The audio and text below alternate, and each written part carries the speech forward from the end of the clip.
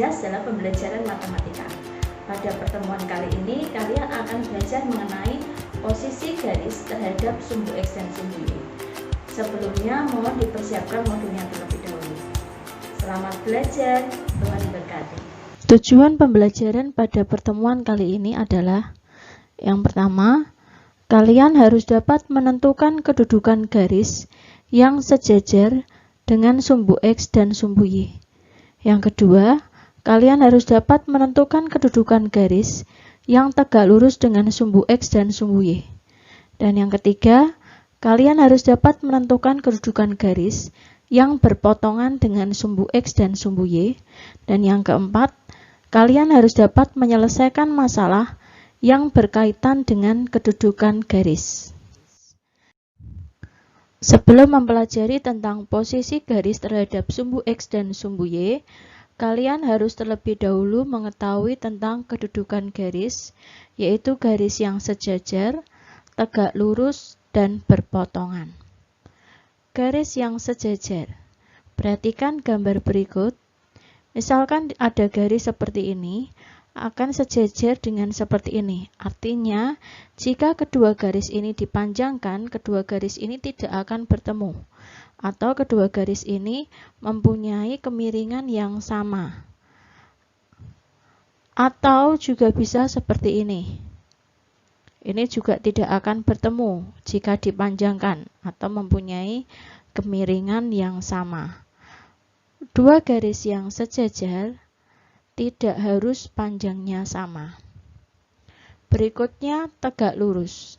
Misalkan ada garis horizontal seperti ini, maka akan tegak lurus dengan garis vertikal seperti ini.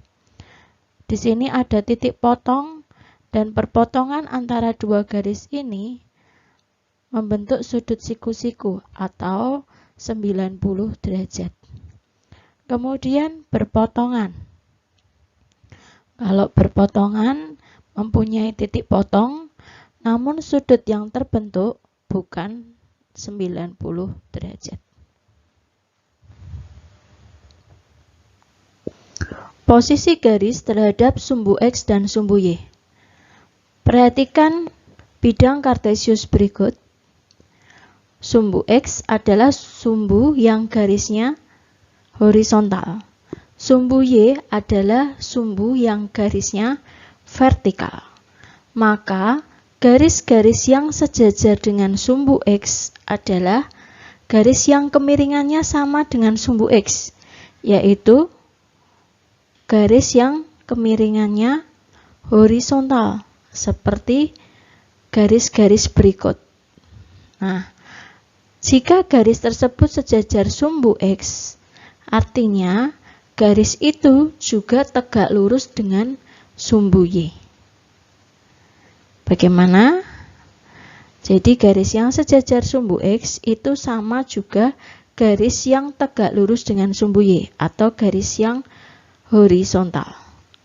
Berikutnya, garis-garis yang sejajar sumbu Y. Sumbu Y adalah garis yang vertikal. Maka garis yang sejajar dengan sumbu Y adalah garis yang vertikal, seperti pada gambar berikut. Nah, karena sejajar sumbu Y, artinya juga sama dengan garis yang tegak lurus dengan sumbu X. Jadi garis yang sejajar sumbu Y adalah garis yang vertikal. Atau garis yang tegak lurus dengan sumbu X adalah garis yang vertikal. Berikutnya, garis-garis yang memotong sumbu X dan sumbu Y. Maka bentuk garisnya seperti ini, atau bisa juga seperti ini. Berikutnya, contoh soal. Kalian buka modul kalian halaman 13. Pada contoh 2. Pada contoh 2, soal pertama, gambarlah garis K yang sejajar dengan sumbu X dan berada di atas dengan jarak 3 satuan dari sumbu X. Langkah pertama, kalian buat bidang koordinat kartesiusnya seperti ini. Kemudian, tentukan dulu jarak 3 satuan dari sumbu X dan berada di atas sumbu X. Maka yang dimaksud adalah 3. Lalu buat garis K yang sejajar sumbu X, maka garisnya adalah garis yang horizontal. Maka garis K bentuknya seperti ini. Berikutnya, contoh 2 yang kedua. Gambarlah garis L yang tegak lurus dengan sumbu X dan berada di kiri dengan jarak 5 satuan dari sumbu Y. Angka pertama, buat dahulu bidang kartesius, kemudian cari angkanya terlebih dahulu. Berada di kiri dengan jarak 5 satuan dari sumbu Y. Maka yang dimaksud adalah negatif 5. Lalu buat garis yang tegak lurus sumbu X melalui negatif 5.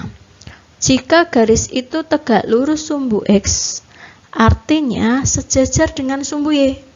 Garis yang sejajar sumbu Y adalah garis yang vertikal. Maka gambarnya seperti ini.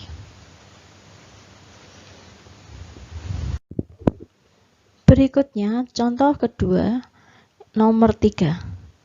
Gambarlah garis M yang melalui titik P 2,-1 yang tidak sejajar dengan sumbu X dan sumbu Y. Langkah pertama, buat terlebih dahulu bidang kartesiusnya, kemudian tentukan titik P-nya terlebih dahulu 2,-1. Maka letaknya di sini atau di kuadran 4. Karena garisnya tidak sejajar dengan sumbu X dan sumbu Y, artinya garisnya adalah garis yang miring atau garis yang berpotongan dengan sumbu X dan sumbu Y. Maka garisnya bisa berbentuk seperti ini melalui titik P tadi, bisa juga garisnya seperti ini melalui titik P tadi. Berikutnya contoh 3. Diketahui titik A 3,6, titik B negatif 4,6 dan titik C negatif 4,-2. Pertanyaannya seperti ini. Langkah pertama, buat terlebih dahulu bidang kartesiusnya. Kemudian kita buat titik A, B, dan C-nya. Titik A 3,6, maka letaknya di sini di kuadran 1. Titik B negatif 4,6. Maka letaknya di sini di kuadran 2 dan titik C negatif 4,-2.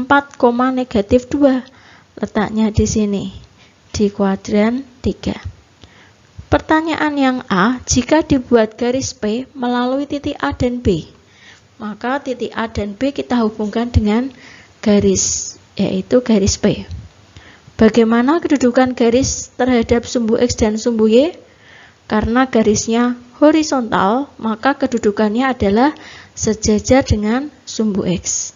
Dan terhadap sumbu Y bagaimana? Jika sejajar sumbu X, maka tegak lurus dengan sumbu Y. Berikutnya B, pertanyaan yang B, jika dibuat garis Q melalui titik A dan C, maka A dan C kita hubungkan dengan garis. Bagaimana jika garisnya miring? Maka kedudukan terhadap sumbu X dan sumbu Y adalah berpotongan dengan sumbu X dan sumbu Y. Berikutnya, garis R melalui titik B dan C. B dan C kita hubungkan dengan garis, maka garisnya vertikal. Jika vertikal, maka sejajar dengan sumbu Y. Jika sejajar sumbu Y, maka tegak lurus dengan sumbu X. Maka kedudukan garis R adalah tegak lurus dengan sumbu X dan sejajar dengan sumbu Y. Berikutnya, langsung saya bahas latihan soal pada modul halaman 14. Kalian simak modulnya halaman 14. Nah, ini beberapa soal saja ya yang dibahas. Yang pertama, saya membahas nomor 2. Nomor 2 ada soal seperti ini. Gambarlah garis L yang sejajar dengan sumbu Y dan berada di kiri berjarak 1 satuan terhadap sumbu Y. Langkah pertama seperti biasa, buat bidang kartesiusnya, lalu berada di kiri berjarak 1 satuan dari sumbu Y, berarti di negatif 1. Maka kita buat garis yang sejajar sumbu Y. Kalau sejajar maka garisnya vertikal dan melalui negatif 1. Nah, garisnya seperti ini. Maka garis L-nya seperti itu ya. Berikutnya, nomor 3. Gambarlah garis M yang tegak lurus dengan sumbu X dan melalui titik P negatif 3,6. Langkah pertama, buat bidang kartesiusnya, tentukan dulu letak titik P negatif 3,6.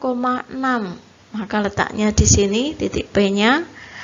Kemudian menggambar garis M yang tegak lurus sumbu X. Kalau tegak lurus sumbu X maka sejajar dengan sumbu Y, maka garisnya vertikal seperti ini. Maka garis M, garis yang vertikal melalui titik P. Berikutnya nomor 4. Gambarlah garis N yang tegak lurus dengan sumbu Y dan melalui titik Q negatif 5, negatif 7. Gambar dulu bidang kartesiusnya, tentukan letak titik Q negatif 5, negatif 7. Maka di kuadran 3. Tegak lurus dengan sumbu Y. Artinya tegak lurus dengan sumbu Y maka sejajar dengan sumbu X. Jadi garisnya horizontal. Maka garis N seperti ini.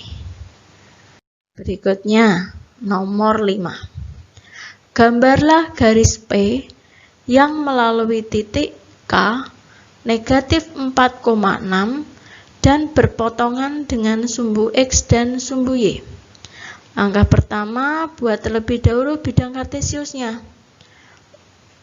Titik K negatif 4,6 dibuat terlebih dahulu, maka letaknya di sini. Kemudian buat garis P yang berpotongan. Berpotongan maka garisnya miring. Seperti ini atau bisa kebalikannya. Ini saya buat satu saja.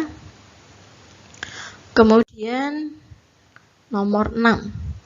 Gambarlah garis Q yang tidak sejajar dan tidak tegak lurus dengan sumbu X dan sumbu Y melalui titik L negatif 3, negatif 2. Langkah pertama, buat terlebih dahulu bidang kartesiusnya.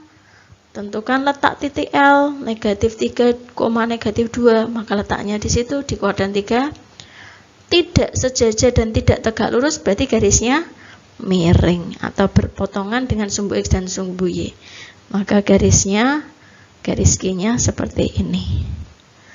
Atau miringnya berlawanan juga bisa. Berikutnya soal nomor 7. Garis K1 melalui titik 1,0. Garis K2 melalui titik 4,0. Garis K3 melalui titik 9,0. Garis K4 melalui titik 16,0. Dan garis K5 melalui titik 25,0. Tentukan titik yang dilalui oleh garis K10. Jika kita amati perubahan berada di X, yaitu 1, 4, 9, 16, 25. Masih ingat pada materi pola bilangan? Ini menunjukkan pola bilangan? Iya, pola bilangan persegi atau pola bilangan kuadrat. 1 berasal dari 1 kuadrat. 4 berasal dari 2 kuadrat. 9 berasal dari 3 kuadrat. 16 berasal dari 4 kuadrat. Dan 25 berasal dari 5 kuadrat. Maka titik yang dilalui oleh garis ke-10 sama saja mencari U10, yaitu 10 kuadrat. Berapa 10 kuadrat? Iya, 100. Jadi, titik yang dilalui oleh garis K10 adalah titik 100,5. 0.